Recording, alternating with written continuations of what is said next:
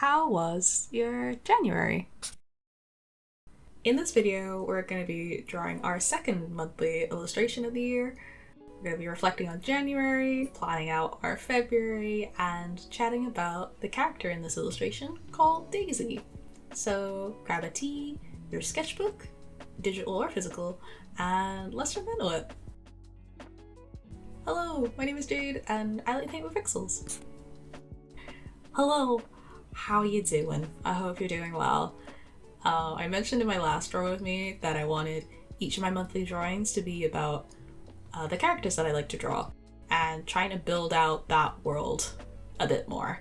So I decided that this month's drawing is going to be about my character called Daisy, who is a bee, and I wanted to have the theme revolving around either the holidays or just general activities that normally happen in each of the months, but with a bit of a twist. So with February being a lot around Valentine's Day and kind of being like the month of love, I wanted to try and tell a little snippet of a story around how Daisy shows her love and appreciation of her friends by giving them handmade gifts and little notes. And this drawing is capturing while she is in the middle of writing one of those notes and getting the gifts ready to be handed out. It's nice because it sort of feels like a bit of a flashback to a previous doodle that I did last year.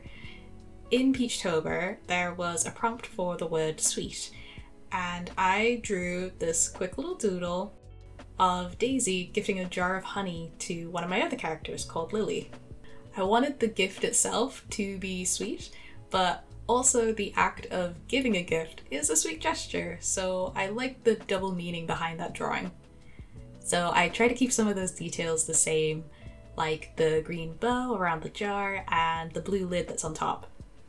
It's funny because I didn't realize that that's what she would be like, but looking back at a few of the drawings that I've done in the past, she gives a lot of handmade gifts to her friends and she hosts a lot of activities at her place, and I think that's the thing that she enjoys most, is just getting people together to just enjoy each other's company. And whether that's like having a big dinner in her garden or just popping around for a cup of tea, I think that definitely feels like her vibe.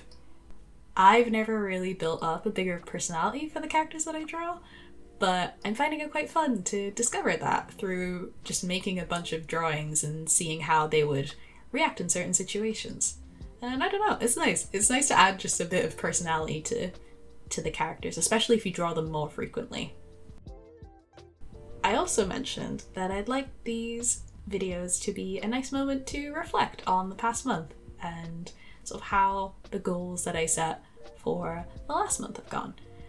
And honestly, January felt really slow for me, and that feels odd to say because it feels like since it's the start of the year, everyone has their New Year's resolutions and it's all go, go, go. Gotta get all those goals started. But for me, I remember distinctly about 2 weeks had passed into the new year and I was reflecting on the day and it just felt like we were 6 months into the year already. And it was just so weird. And I honestly felt a bit behind. Like I didn't get all the stuff that I wanted to plan out and have ready for the new year at the start of January, so I was trying really hard to not rush myself with it, but it was also like this weird conflicting feeling between wanting to be ready to go and wanting to give myself enough time to be ready to go. So it was a bit of a weird month for me. But even if the month did go a bit slower than I anticipated and I definitely didn't get everything I wanted done, I did still manage to do some fun things creatively. I've been continuing with my weekdaily portrait studies and I'm still really enjoying the process. I even managed to do what I mentioned in one of my last videos, the drawing expressions video, and I did a study of the same reference, but each of the weekdays I played around with having them with a different expression or drawing them at a different angle. And it was really challenging because I've never really done that before, bar with the little character sheet that I made for Fern in that video. And so far I just stuck with what the study looked like and really trying to figure out how to replicate that and simplify the exact pose that was in the reference photo with pixels. But it was a really fun challenge to try and capture that likeness in other poses. And I didn't go completely from imagination. I am definitely not at that level yet. But it did help me start to learn how to combine references and take aspects from both of them to make it into something new. And that feels really exciting to try that out more. And I think that it opens up a lot of opportunities for me to draw different things, especially once I start to get more comfortable coming up with my own characters that are more humanoid and less like cute little beans just vibing like Daisy is here.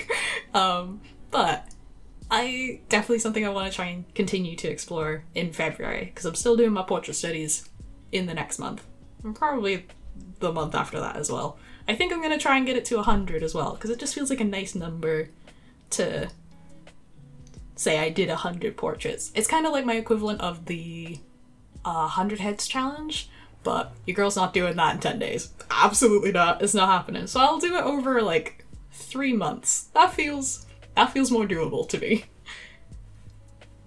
One of the goals that I had for January was to have a big declutter of my digital space, and I feel like I sort of accomplished this. I definitely got some bits in order. I finally made some folders that I could put all my audio and separate it out into like the sound effects and the background music that you're listening to now. But I think it's one of those goals that will just keep evolving and building on over time. But I'm pretty happy with the start that I made with it last month. I also said that I wanted to plan more in advance for not just my videos, but just like creative projects in general. And I think this definitely happened. Out of all the goals, I think this was the one that I sort of focused on the most. And I've been doing my best, doing my little daily writing practice, and I can definitely see a difference when I do take the time out to just work a little bit at a time on my videos and just other stuff in general. But I think something that I've noticed with doing this is that I really need to get the habits out of the way like first thing in the morning, or at least in the morning time. Otherwise, I will just completely forget if I leave them to the end of the day. So in February, I'm trying to take advantage of my mornings a bit more to make time to do stuff like this, because I really do see the benefits in it. Speaking of what I'd like to focus on in February, these are some of the goals that I'd like to accomplish in that month. The first one being solidifying my video making process, not just editing. This sort of builds on top of last month's goals of like the big declutter with my PC and sort of prepping my vids a little bit each day. I would like to be a bit more organized with how I make these videos in terms of like the bigger process of how I make them. I'd like to do a bit more research into this, maybe take a course on it, because at the moment I'm just sort of figuring things out as I go, and I feel like there are definitely some aspects of making videos that I can be a lot more efficient with. I've started to do small things to make it easier for future me to edit the videos. One of these things is making an asset list of all the things that I need to get before I start editing. So things like the title cards at the start of my videos, and if I have referred back to one of my past drawings in the voiceover, then I've made a list. So I grab all of those and put them in a list so that I can have them all ready for when I start editing all the clips together. This is sort of like a small step in the right direction, but I think there's definitely more things I could be doing in a broader sense, and I just haven't quite figured out what those are. I'd like to focus on that this month. Another goal that I'd like to focus on is having a sort of brainstorm session once a week. I feel like the theme of this month is just building on top of what I've been doing last month, but in line with doing a bit of work each day. I would love to spend like 30 minutes to an hour each week just brainstorming ideas. And not just writing out a bunch of new ideas, because oh boy, I have already covered that, got that covered easily. But it's more about brainstorming what are the next steps for some of these ideas. Which of these feel doable now, and which of these feel like they need a bit more prep work, or I feel like I need to develop my skills a bit more before I take on a more challenging project. And I think most importantly, which of these will take priority, because I feel like that's one of the biggest things I'm struggling with at the moment, along with the next goal of the month. The last goal of the month is to track how long tasks are taking me to do. I really struggle with realizing how long it takes me to do certain things related to my creative projects. And I think it's sort of linked to wanting to get these habits done first thing in the morning, because I'll just not realize how much time has passed in the day. And if it's at the end of the day and I realize that I want to head to bed at like a reasonable time, I will just forget what other things I need to do and try and just head to bed. And that means I forget to actually do some of the habits that I want to keep up. There are some aspects of making videos that I just didn't realize take me a while to do. And things like writing notes and scripts for my voiceovers and recording those voiceovers take way longer than I actually realized. And the only thing that I really know how long it takes me to do is the week daily doodles that I've been doing. And that's only because I tried to time box those to 30 minutes. And even that's gone a little over the place, but that's more because I've been streaming some of the doodles on Tuesdays. And I think that's just because everything takes a little bit longer when you're streaming, because, you know, you're hanging out with chat and having a good time just chatting while you work.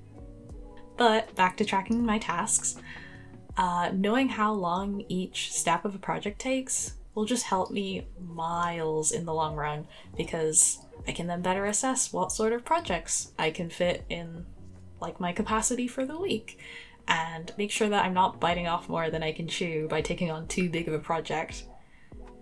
It also means that if I ever wanted to do commissions, I'd have a better understanding of how to best charge for my work, because I can sort of work out an hourly rate depending on what sort of project that is. That sort of stuff is way into the future if I do try that out. But for now, I'm just happy enjoying my time, learning how to draw and just sort of documenting that process.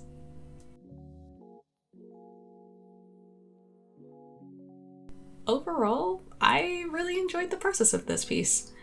When I was sketching it out, I tried to pay a bit more attention to like the composition of the piece, as it's something that I don't focus on too much when I'm doing smaller doodles that I've been doing every weekday.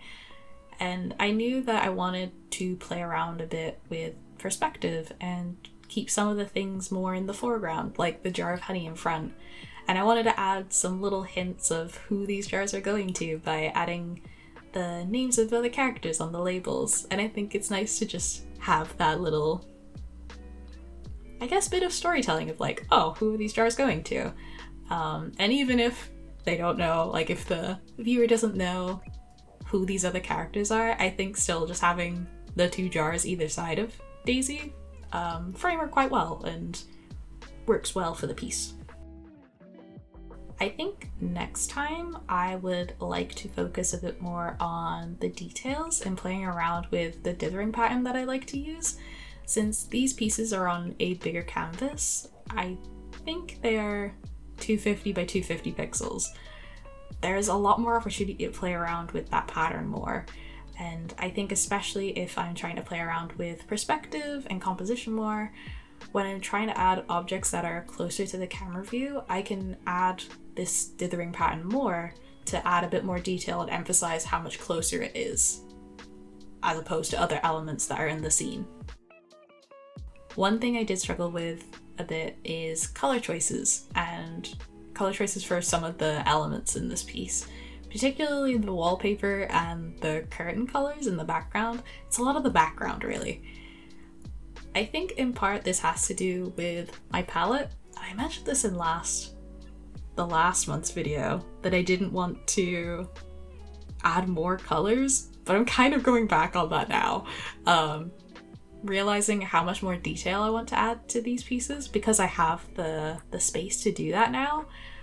I think I've been having a tough time with adding that level of detail because there's not enough colors to blend in between the two.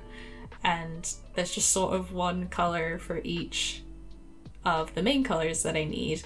And then there's also a lot of greens. I don't know where the greens came from, but it's good anytime I have like any foliage, I can add the level of detail on. But everything else, I'm kind of struggling.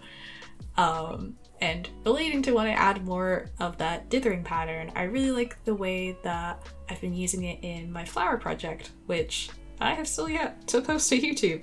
And I really want to get on that. Maybe that's a mini goal for February, is to upload those. But you can see it all on my Instagram, which the profile will be linked in the description. But in those illustrations, I've been using different shades of grey in the same pattern to sort of add a gradient to the shading, and I think that really helps sell the volume of the shape and makes it look a bit more 3D. And I would love to try that same technique with these drawings, but I just need to add a few more colors to make that work and see if I can also reuse colors in interesting ways. So I'm not introducing too many colors, but I know I'm gonna have to do a few. And I could probably make an entire video learning more about color theory and exploring how I would improve the color palette that I use in all my drawings. But yeah, let me know if that is something that you would like to see. I forgot to record the last little details that I made to this piece, but here is a closer look at the final result. I really like how this turned out, and I really like how it starts to tell a little story about the character Daisy and what she likes to get up to. I hope you enjoyed this little drawing session, and I'll see you in the next video. Take care out there. Goodbye.